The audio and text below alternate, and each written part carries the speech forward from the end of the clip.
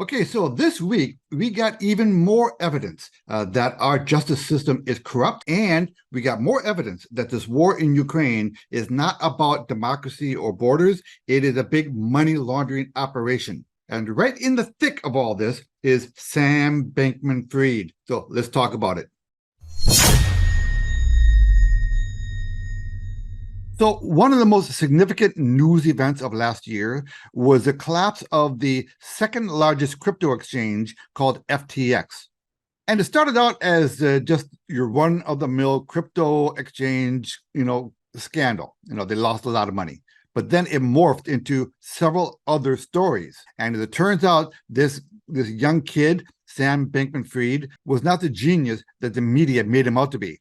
He was a useful idiot being used by powerful people in order to launder their money. So let's talk about the news event that just happened this week, which leads me to believe that this guy will never spend a day in jail. So let's take a look at the most recent news. Breaking: the U.S. Department of Justice dropped charges of campaign finance violations against crypto scammer FTX founder Sam Bankman-Fried. DOJ just sent a strong message that scamming people out of millions is not a crime as long as your donations end up supporting Democrats and the Uni Party. Our justice system is not only a joke, but fraudulent. So the author of that tweet is basically, explaining that we do not have a two-party system anymore. We have a Uni Party. They're all corrupt. Breaking news in crypto today. Prosecutors drop yet another charge against FTX founder Sam Bankman-Fried, meaning SBF will face no jail time for the billions of dollars illegally siphoned from customers and then donated to politicians. And remember just how much. Bankruptcy attorneys say FTX donated $93 million to politicians. SBF contributed $70 million himself to mostly Democratic campaigns. But he also contributed to Republican campaigns. There are pictures all over the place of top-level politicians hugging this guy, and Nancy Pelosi was blowing him kisses in one of his congressional testimonies. Now, this is the second big charge to be dropped. The other charge was on bribery. So they got rid of the bribery. Now they got rid of the illegal campaign contributions. Now, he's still facing about 11 other, securities-related charges. But I don't think he's going to see a day in jail. And this is why.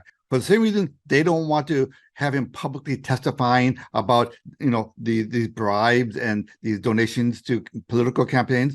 They also do not want him talking about anything else. One of two things is going to happen with this guy. He is either going to get off scot-free, they'll just drag on this trial, and then one day it'll just, kind of disappear when nobody is paying attention, or he's going to end up like Epstein. Okay, so we just addressed the political corruption in our country, but now let's talk about the Ukraine connection. Now, I've been telling you for months that I don't think this war in Ukraine is about what the media is telling you it's about. This is a big money laundering operation. This is about money. It's not about democracy, and it's not about borders. It's about money.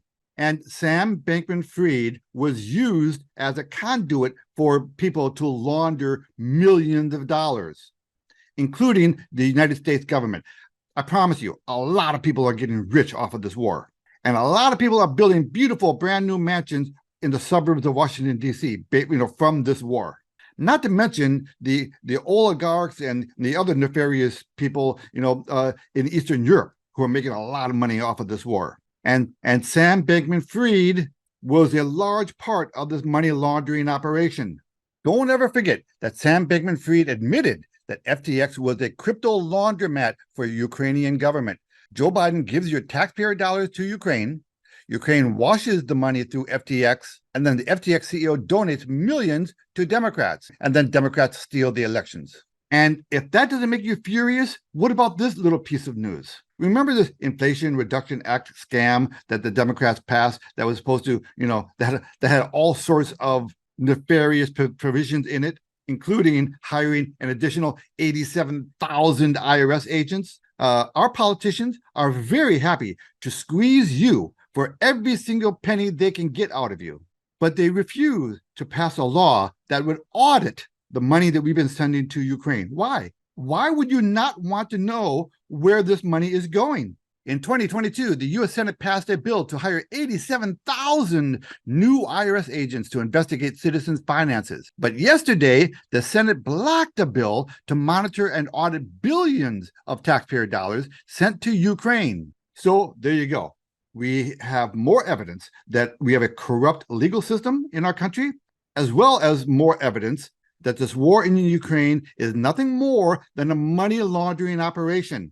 Sam Bankman-Fried, he's just a symptom. He's just a useful idiot. The real evil are the people who make up the deep state, who make up the machine, who make up the swamp. So don't be fooled about the stories that you hear in the mainstream media.